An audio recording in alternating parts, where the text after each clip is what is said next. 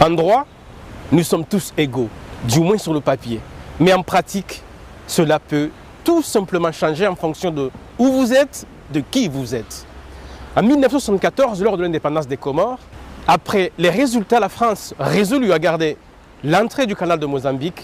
Le comptage se fera désormais île par île après avoir mis la pression sur la population mahoraise afin d'obtenir gain de cause.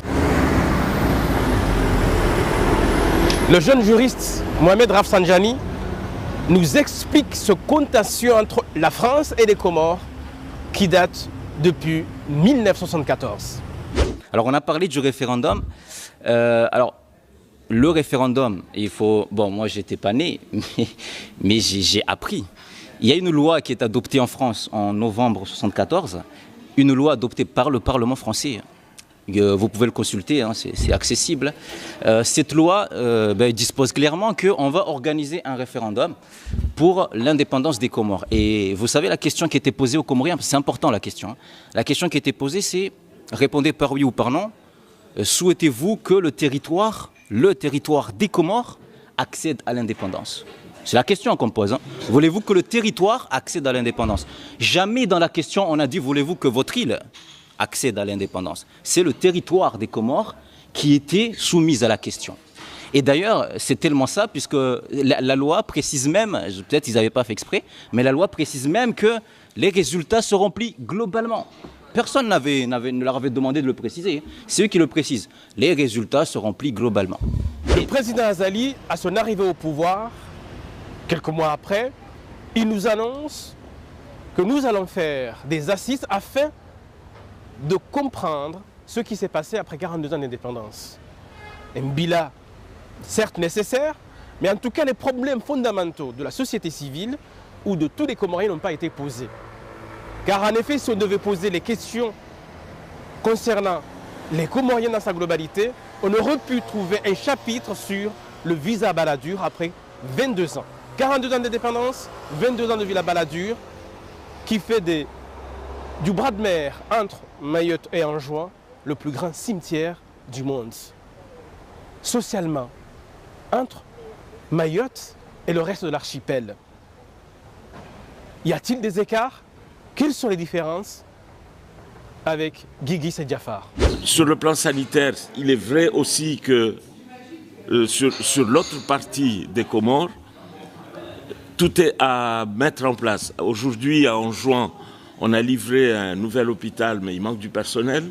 À la Grande Comore, on vient de démolir l'hôpital El Marouf dans l'espoir où on est en train de reconstruire un autre hôpital, mais il n'y en a pas. Et à Moélie, l'infrastructure est tellement petite que sur le plan sanitaire, les gens vont se replier là où c'est possible.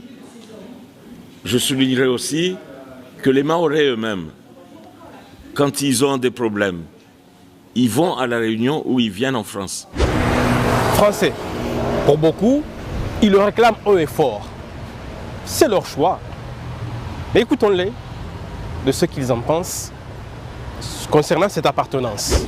De façon et que l'État ne peut pas répondre à des conditions d'accueil dignes, il n'y a pas de centre d'hébergement, il n'y a pas de foyer, rien, il est normal qu'ils soient renvoyés chez eux. Vous dites de façon illégale, beaucoup d'entre eux considèrent qu'ils sont juste en vacances et que Mayotte est comorienne et qu'ils ont le droit de rester chez eux. Écoutez, les gens, ils disent qu'ils sont chez eux. Quand vous êtes chez eux... Mayotte est un département français, maintenant les Comoriens, il faut qu'ils arrêtent leur hypocrisie. On ne veut plus entendre ce discours. Ça y est, ça commence. Les gens, en fait, il faut qu'on arrête de se mentir. Aujourd'hui, on dit que les gens, ils sont là, ils vont visiter les familles, mais ils vont visiter la préfecture, ils vont visiter les services fiscaux, ils vont visiter l'hôpital. Il n'y a aucune personne qui sont accueillies dans des conditions dignes, mademoiselle. Moi, je connais Mayotte.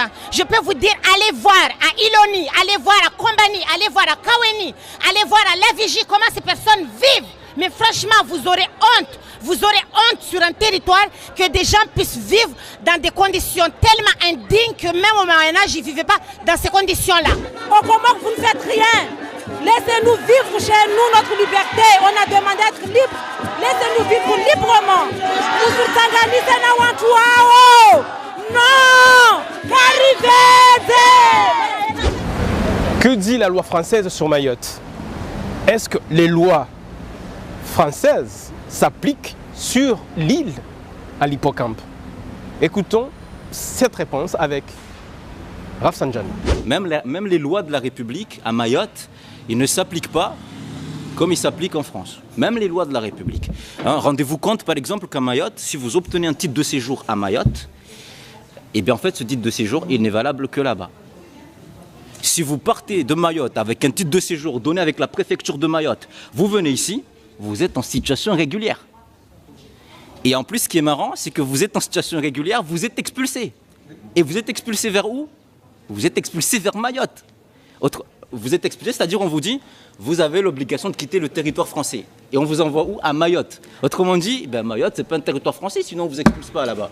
Vous voyez un peu, c'est... Mayotte, troisième île de l'archipel des Comores, française depuis 1841, certains pourront vous le dire, mais sous la contrainte. Le sultan d'Anatolie était obligé de rétrocéder l'île sur une minuscule somme, 1000 piastres, avec la contrainte évidemment du commandant Passo. En 1995, instaure un visa pour aller sur l'île de Mayotte. Certains aujourd'hui, comme vous l'avez vu dans ce reportage, pensent qu'ils sont français et réclament haut et fort qu'ils sont des Gaulois par originalité. Mais une chose est sûre, Mayotte sera et toujours comorienne. Et ce, quelles que soient les choses. Des îles africaines se trouvant dans le canal de Mozambique. Le canal de Mozambique, la France veut bien évidemment contrôler cette grande route maritime des pétroliers géants. Et les Comores dans tout ça, peut-il rivaliser contre la 5e puissance mondiale? Une chose est sûre, les Maoris parlent chikomos. 95% musulmans, tout comme l'ensemble de l'archipel des sultans batailleurs. Alors je voudrais aussi s'y rappeler aux Comoriens qu'il ne faut jamais laisser, les gens vous faire croire que vous n'êtes pas dans votre droit à Mayotte. Donc on est dans notre droit. Pourquoi? Parce que l'Assemblée Générale, lorsqu'il sort une résolution, il dit le droit. C'est pas obligatoire, mais c'est le droit. Vous est présenté par Chamal, votre équipementier sportif. I can't stay.